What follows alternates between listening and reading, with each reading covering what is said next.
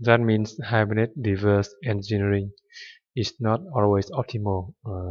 Therefore, we need to manually modify the generated model classes to fix the problem. In our project, we need to modify the book order class, OrderDetail, and OrderDetailId classes.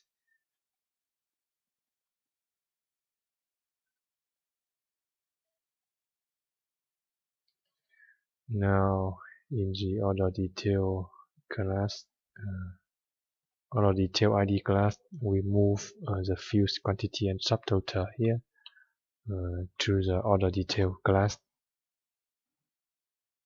here.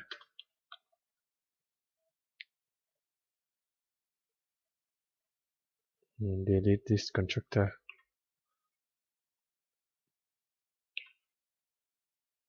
Delete.